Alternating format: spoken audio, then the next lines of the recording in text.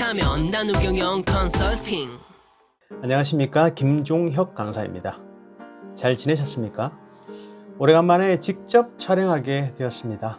오늘은 최근 급변하고 있는 국제 정세와 경영 환경 변화에 대해서 말씀드려 보겠습니다. 작년 10월부터 러시아는 13만 명 이상의 병력을 우크라이나 접경에 배치해서 2월 22일 새벽에 우크라이나를 침공했습니다. 지금까지의 전황을 보면 남부에서는 러시아군의 공세가 예상대로 진행되는 것 같습니다. 군인뿐만 아니라 민간인까지 희생되는 참혹한 상황 속에서 헤르손에 이어 마리우폴에서도 러시아군의 우세 속에 작전이 진행되고 있습니다. 2014년 합병한 크림반도와 내전 중이었던 돈바스 지역을 연결한 회랑을 빠르게 점령했다면 러시아 입장에서는 가장 최선의 시나리오가 되었을 것 같은데요. 그랬다면 미국과 유럽 등 서방 세력도 인정할 수밖에 없었겠죠. 그런데 러시아의 푸틴은 과욕을 부린 것 같습니다.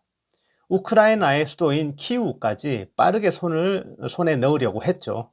그 과정에서 20세 전후의 어린 러시아 남성들을 계약서에 강제로 서명하게 하고 훈련이라고 속여 빈약한 무장으로 대거 투입했다고 합니다. 제블린 대전차 미사일과 아프가니스탄 전쟁에서도 활약했었던 스팅어 대공 미사일로 인해서 여러분들도 익히 아시다시피 전황은 고착화되었고 러시아군은 최소 10,000명 이상 희생되었다는 썰도 있습니다. 2022년 3월 12일 현재 우크라이나의 수도 키우의 주민 절반은 피난길에 나섰고 남은 사람들은 수도를 요새화해서 결전을 준비 중이라고 합니다. 한국의 특수전 전단 출신인 이근 대위도 국제군단으로 키우 방위전에 참전 중이라고 합니다. 오늘 컨텐츠는 우크라이나 전쟁의 전황을 말씀드리는 것이 아니라 국제 정세와 경영 환경 변화에 대해서 말씀드리는 시간이기 때문에 국가와 인물 중심으로 말씀드려 보겠습니다. 1978년생인 유택의 젤렌스키 대통령은 키우 국립경제대학 경제학 학사, 법학 석사 출신으로 코미디언이 되었고 2015년 자기가 직접 제작한 인민의 종이라는 시트콤에서 역사 교사가 대통령이 되는 캐릭터를 연기했습니다. 2018년 3월 인민의 종이라는 정당을 창당해서 2019년 73%의 득표율로 대통령이 되었습니다. 대단하네요, 진짜.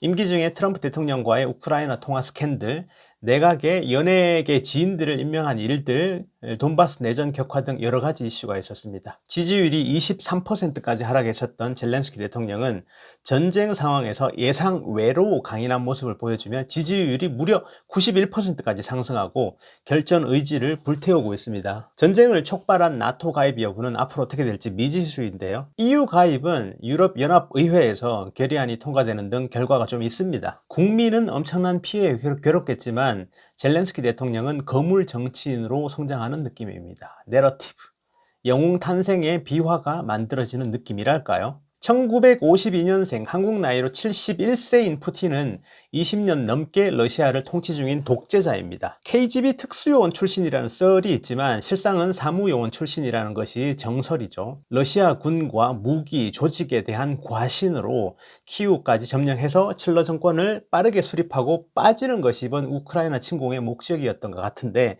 스텝이 많이 엉키고 있습니다. 당연하게 생각했던 제공권 장악에 실패하고 보급과 날씨, 서방의 빠른 군수 지원 등으로 체면에 손상을 입은 푸틴이 어떤 생각을 할지 좀 보이는 것 같습니다. 핵으로 서방에 직접 참전을 억제하면서 키우의 화력을 집중하겠죠. 오늘, 내일이 이 전쟁의 큰 분기점이 될 것 같습니다. 그런데 여기서 하나 확인해야 될 것이 있는데 바로 유가입니다. 3월 9일까지 배럴당 60불 정도였던 유가가 100% 폭등해서 120불 정도로 갔습니다.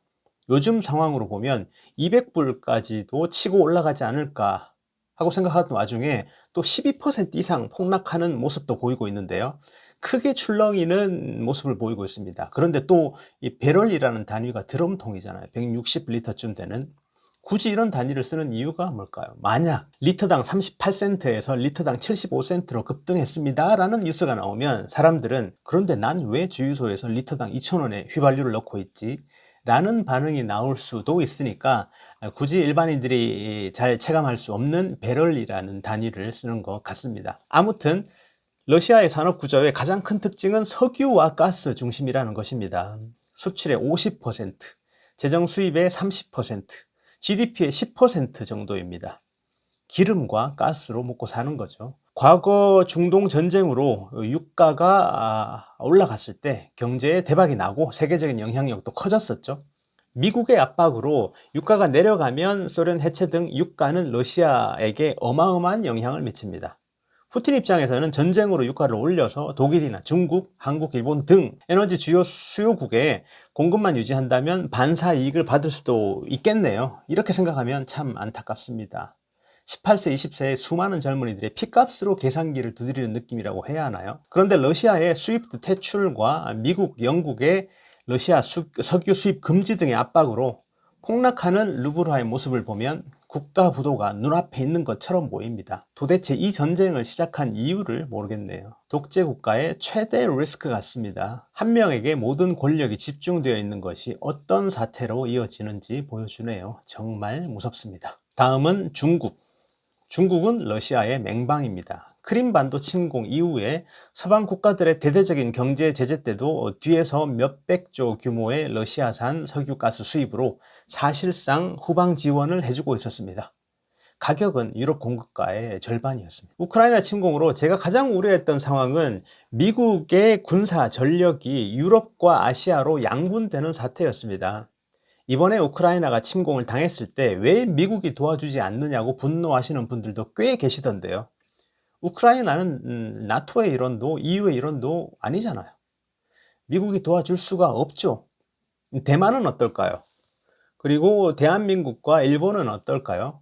미국은 한국, 일본, 나토와는 상호방위 조약을 맺고 있습니다. 그런데 대만은 1955년 상호방위 조약을 체결했다가 1979년 핑퐁 외교로 중공과 수교하면서 폐기했습니다. 작년 10월에 바이든 미국 대통령은 중국이 대만을 공격한다면 미국이 지킨다고 얘기했었죠. 중국은 우크라이나 침공을 기회로 삼아 대만과의 국경 작은 섬부터 침공해서 남중국해 장악에서 서태평양까지 세력을 확대하여 미국에 대응하겠다는 꿈을 꿨겠죠.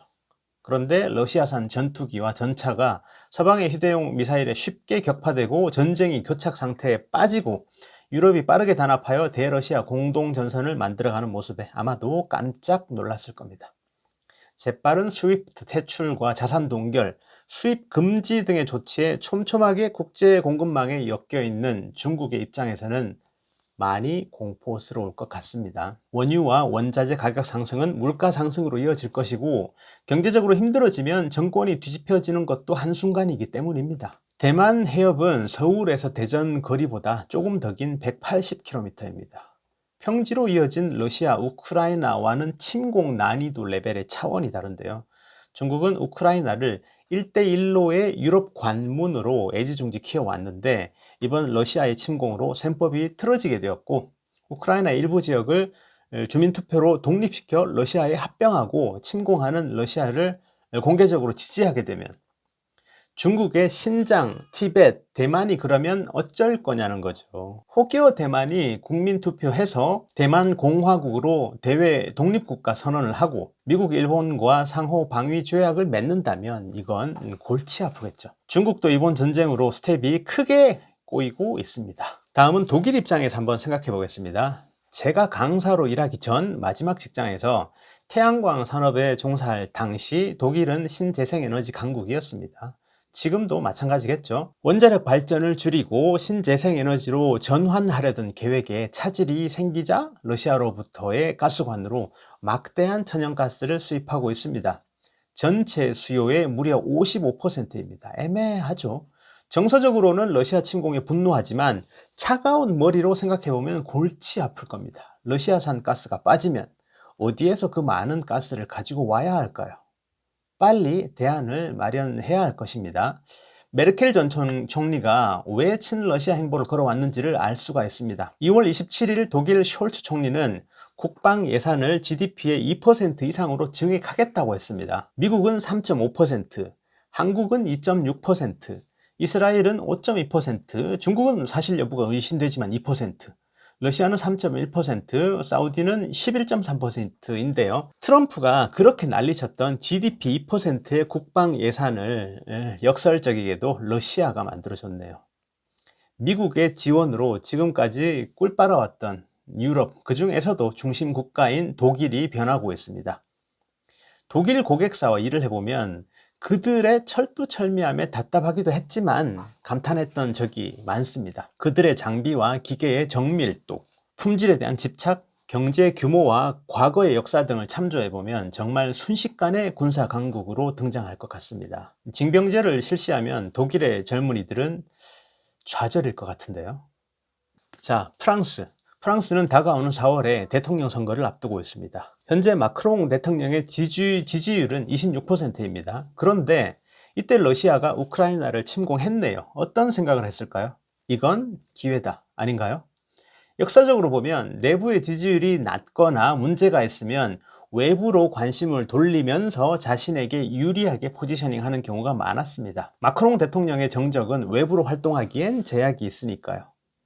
미국과 영국, 우크라이나와 러시아를 오가면서 중재자의 역할에 배팅을 했었고 안 돼도 그만이죠. 우선 프랑스 국민들의 시선을 끌고 있으니까. 러시아의 위협으로 대통령인 자신에게 지지를 모아달라는 호소도 먹히고 예상외로 선전하는 젤렌스키를 지원하며 영웅화되어가는 그에게 편승할 수도 있지 않을까요? 다음은 영국입니다. 올 1월 영국 존슨 총리는 코로나19 방역 규정을 총리 자신이 위반하며 100여 명을 초대해서 파티를 열었습니다. 참 상상을 초월하는 인물이죠. 그래서 여당, 야당을 막론하고 사퇴 요구가 거세지며 차기 총리까지 거론되던 상황이었습니다. 그런데 이때 러시아가 우크라이나를 침공했네요. 어떤 생각을 했을까요? 존슨 총리도 이건 기회다 아닌가요? 러시아의 위협을 극대화하고 외부의 적을 악마화시키고 대규모 파병, 대규모 지원, 특히 영국제 로우 대전차 미사일도 미국제 제블린과 함께 신속하게 지원되어 우크라이나의 전력을 극적으로 끌어올리고 있습니다. 머릿속엔 1982년 아르헨티나와의 포클랜드 전쟁을 승리로 이끌었던 대처 수상이 떠올랐을 겁니다. 참전하려는 시민은 안 말린다는 말로 자국민의 우크라이나 향 출국도 허락하고 있습니다. 존스 총리에게는 정말 하늘이 내려준 기회네요. 우크라이나가 좀 더 끌어주다가 2차 세계대전의 프랑스 드골처럼 젤렌스키가 런던에 망명 정부를 수립해주면 대박 아닐까요? 적극 유치해야 되겠습니다. 금융 강국인 영국은 이미 농산물, 원자재, 유가에 대응한 금융 투자 전략을 세워놨겠죠. 우크라이나 국민의 피가 영국 금융가의 이익으로 변할까요? 1815년 이후 200년 이상 영세 중립국이었던 스위스는 2차 세계대전 당시 유대인과 독일 나치 정권의 돈으로 막대한 이익을 취하며 성장했습니다.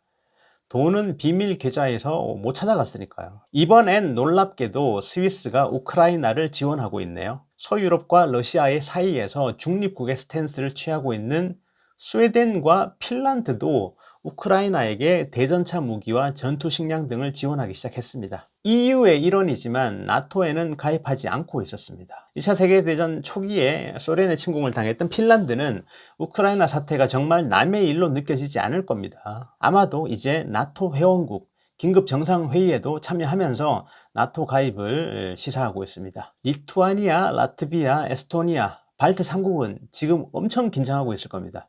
우크라이나 다음은 자기들 차례니까요. 벨라루스 대통령의 안보회의 지도에 러시아의 우크라이나 다음 침공 목표가 우연히 드러났습니다. 몰도바로 표기되어 있었죠. 그 다음은 발트 3국이겠죠.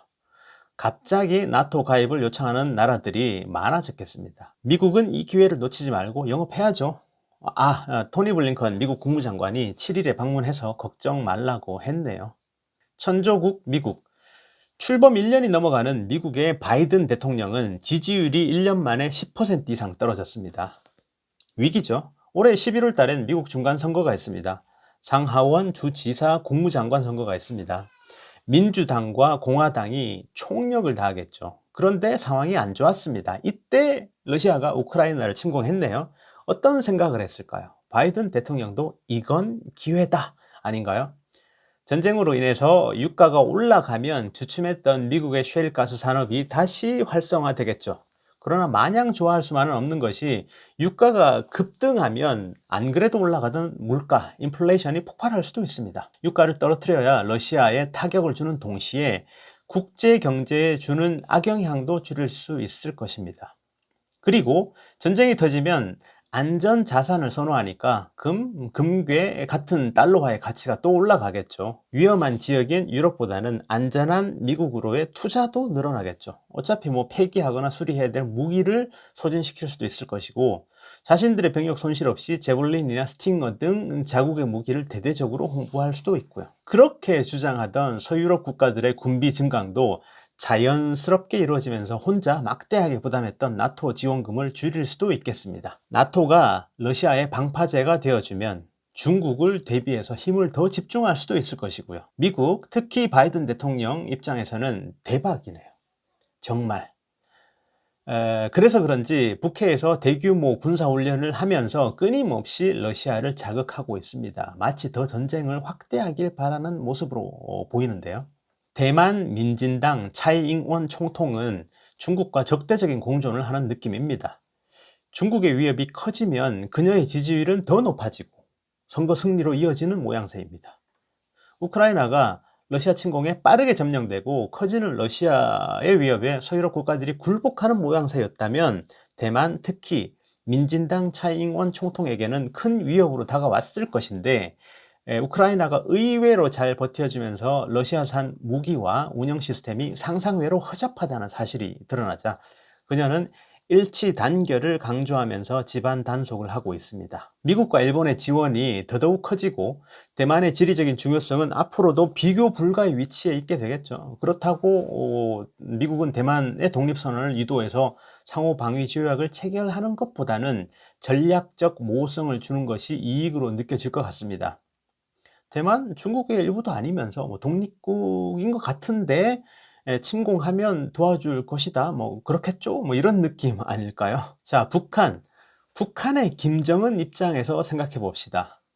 문재인 정부 초기에 트럼프와 종전선언, 핵무장 협상 타결 직전까지 갔었죠.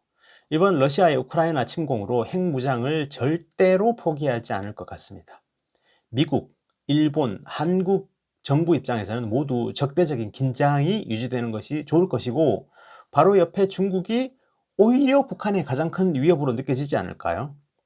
동북 공정, 역사 문화 공정의 목표가 바로 북한일 것입니다. 북한 내부에 작은 정병만 있으면 가장 먼저 치고 들어올 나라도 중국이겠죠. 우크라이나가 정말 남일로 느껴지지 않을 겁니다. 우크라이나가 나토 가입 시도를 하면서 러시아 침공을 유도했다는 시각도 있잖아요. 만약에 북한이 종전선언하고 친미 국가로 변모하면서 핵무기를 폐기한다면 중국이 북한을 칠 수도 있지 않을까요? 김정은 골치 아플 겁니다. 교류가 있어 왔고 함께 추진한 일도 많았던 한국의 정권이 보수 정권으로 교체가 되어버렸으니까요. 골치 아플 겁니다. 일본, 이것은 절호의 기회.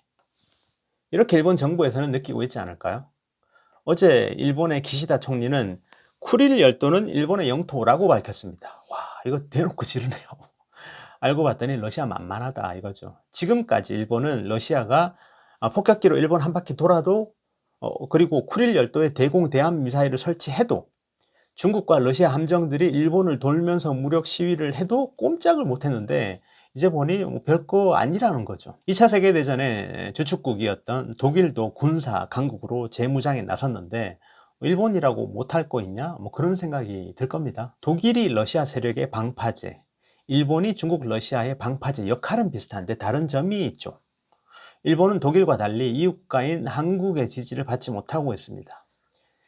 경제로 보면 엔저와 유가, 원자재 가격의 상승으로 인한 일본 국내 물가 상승으로 경제가 위축되겠죠. 특히 수입에 의존하고 있는 생필품의 가격 상승 때문에 일반 국민 중에 저소득층일수록 생활이 더더욱 힘들어질 것입니다. 물가는 계속 올라가고 경기는 후퇴하는 스태그플레이션 국면으로 들어서지 않을까요? 금리 인상의 여력도 주요 국가 대비 부족한데 엔화 가치는 더욱 하락하게 될 것이고, 엔저로 수출 기업의 이익은 소폭 증가할 수 있겠지만 실질 임금은 하락하고 원유 원자재 가격 상승으로 물가만 올라간다면 일본의 일반 국민들에게는 winter is coming 같습니다. 평화 헌법을 폐기하고 군비를 증강시킬 외부의 적은 러시아, 중국, 북한 등 주변에 많네요. 이들은 제2의 한국전쟁 혹은 중국과 대만 간의 전쟁을 바라고 있을지도 모르겠습니다. 안 그러면 탈출구가 없겠는데요. 부디 이 세력들과 공조하는 한국의 세력은 없었으면 좋겠습니다. 파이브 아이즈의 일원이며 미국의 최우방국인 호주는 중국, 러시아와 거세게 부딪히고 있습니다. 이번에도 탄약과 대전차 로켓을 포함한 5천만 달러 상당의 무기를 지원하고 있습니다. 경제적으로 보면 어떨까요? 원유, 가스 가격이 급등하고 원자재 가격도 오르면서 수급난까지 오고 있습니다. 그렇지 않아도 코로나19로 가격 상승, 수급난이 컸었는데 러시아의 우크라이나 침공으로 설상가상이 되는 모습입니다. 가스를 화력 발전의 원료로 써왔던 세계 각국은 그 대체제로 호주의 석탄을 사용해야 할 겁니다. 식량, 원자재 가격 상승은 호주에게 굉장한 호재가 될 것 같습니다. 이런 수익은 원자력 잠수함 등 중국을 대비한 국방력 강화에 투자되겠죠. 3월 9일 20대 대통령 선거에서 0.78% 차이로 당선된 윤석열 차기 대통령은 선거 유세 중 대북 선제 타격을 언급하는 등 북한에 강경한 자세를 취하고 있습니다. 주요 경제 공약을 보면 주요한 것이 탈원전 폐지하고 규제 혁신을 통해서 기업 투자를 활성화하는 것입니다. 러시아의 우크라이나 침공으로 원유, 가스, 식량, 원자재 가격이 올라가면 한국 경제에는 타격이겠죠. 바로 물가 상승으로도 연결될 것입니다. 올해는 최소 5% 이상 올라갈 것 같은데요. 대러시아 교역 규모는 의외로 그렇게 크진 않습니다. 수출은 1.5%, 수입은 2.8% 정도죠. 그런데 현대자동차, LG전자, 러시아 국내에서 초코파이로 유명한 오리온 제과, 도시락으로 유명한 팔도 등은 큰 타격을 입을 것 같습니다. 우크라이나 침공으로 국내 조선사의 주가는 7%에서 21%까지 급등하고 있습니다. 유럽에서 러시아산 천연가스를 가스관으로 수입하지 않는다면 가스를 운송할 선박이 필요하겠죠. LNG 운반선. 유가가 상승하면 원유 운반선의 수요도 증가합니다. 조선산업은 수년간 수주 걱정은 전혀 하지 않아도 좋을 것 같습니다. 윤석열 정부가 들어서면 우리가 체감할 수 있는 가장 큰 변화가 부동산이 될 것 같습니다. 종합부동산세, 양도소득세가 완화되고 대출한도 확대 등으로 대출 규제도 완화되어 주춤하던 부동산이 다시 오르지 않을까 하는 생각이 드네요. 아무쪼록 경기가 활성화되고 안보도 문제가 없는 5년이 되었으면 좋겠습니다. 인도는 입장이 묘해졌습니다. 러시아의 우크라이나 침공을 비난도 하지 않았고 러시아 비난 결의안 표결에서도 기권했습니다. 인도는 전통적으로 중국과 파키스탄 연합에 맞서 러시아와 협력해오고 있었습니다. 무기도 러시아산의 비중이 50%를 넘기고 있습니다. 역사적으로 비동맹 외교, 균형주의를 추구하고 있어서 그런 것 같습니다.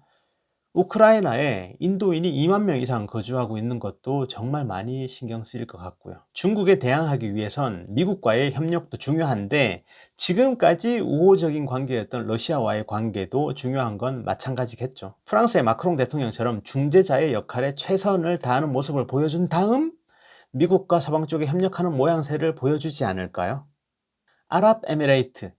아랍에미레이트가 유엔 안보리에서 러시아 규탄 결의안에 인도와 함께 기권표를 던졌습니다. 전통적인 미국의 우방인 UAE가 기권표를 던진 이유가 저는 정말 궁금했습니다. 미국의 셰일가스로 인해 에너지 자급률이 90% 이상 올라가며 중동에 대한 관심과 영향력을 줄이기 때문일까요? 이에 UAE는 러시아와 경제 군사적 협력 관계를 강화시키고 기후변화로 중요성이 올라가고 있는 북극 항로 개척도 함께 나서고 있는데요. 미국에게 상대적으로 자신들의 중요도를 부각시키기 위한 행동이 아닐까 하는 생각이 듭니다. 그리고 UAE는 최근 급등하고 있던 원유 가격에 대규모 증산을 발표하며 12% 이상의 폭락을 이끌어냈습니다. 이것은 러시아에 대한 공격이라기보다는 강한 경쟁자로 부각되고 있는 미국 셰일가스 산업에 대한 견제가 아닐까요? 유가는 여러 가지 복합적인 영향이 있어 단순하게 계산하고 영향을 예측하기는 참 힘든 것 같습니다. 2018년 10월 사우디의 반정부 언론인인 자말 가슈크지가 터키 이스탄불 사우디 총영사관에서 잔인하게 암살당했습니다. 이로 인해서 미국과의 관계가 꽤나 소원해진 상태였고 그 사이 빈 살만 왕세자가 사실상 통치자 역할을 하며 러시아와의 군사협력을 강화해오고 있었습니다. 그때 우크라이나 침공이 시작된 것입니다. 그러면서 유가는 폭등하기 시작합니다. 동시에 미국은 유가 하락을 위해 사우디에게 증산을 압박하고 있죠. 증산하면 가격은 하락하지만 이익은 큰 변화가 없을 텐데 미국의 셰일 업체에는 타격을 가할 수 있지만 미국 정부 요구에는 부합할 수 있죠. 그런데 러시아의 경제에는 회복할 수 없는 타격을 가해 국가 파산으로 이어지게 해서 소련 해체 같은 역사를 한 번 더 반복시킬 수도 있습니다. 여러분이 빈살만 왕세자라면 어떻게 하시겠습니까? 어차피 러시아는 된 것 같은데 증산해서 미국 정부의 면을 한번 살려주고 셰일가스 경쟁자에겐 타격을 주는 것 괜찮은 것 같은데요. 소원하던 미국과의 관계도 개선시키고 중동에서 최대 패권 경쟁국인 이란에 타격을 주기 위해서라도 배후에서 이란을 지원하는 러시아에 타격을 주는 것이 좋겠죠. 베네수엘라에 봄이 찾아오고 있습니다. 러시아산 원유와 가스를 미국과 영국이 수입을 금지하고 유럽도 이에 동참한다면 중동이 증산을 하더라도 새로운 안정적인 공급처가 필요합니다. 어디가 될까요? 중미에 위치하여 유럽과 미국의 에너지를 공급하기에 최적인 위치, 바로 베네수엘라입니다. 이번 우크라이나 침공에서도 러시아를 지지하고 미국을 비난하고 있습니다만 양다리를 걸치고 있죠. 5년 이상 억류했던 미국인들을 석방하며 윙크를 날리고 있습니다. 미국의 경제 제재 해제를 요구하는 거죠. 공손하고 화기애애한 대화가 이어지고 있다고 합니다. 제가 봤을 땐 경제 제재 해제는 조만간 이루어질 것 같습니다. 베네수엘라를 제외하고는 러시아 압박의 전략이 완성되기 힘들죠. 중남미에 대한 러시아의 영향력도 줄이고 베네수엘라라는 경쟁자 지원으로 사우디, UAE 등 중동에 대한 원유 증산 압박도 가할 수 있고 대베네수엘라 투자로 미국 경기 활성화도 기대할 수 있고 다 좋네요. 다만 텍사스의 셰일가스 업체들이 좀 걸립니다. 대를 위해 소를 희생할 수는 있다는 건가요?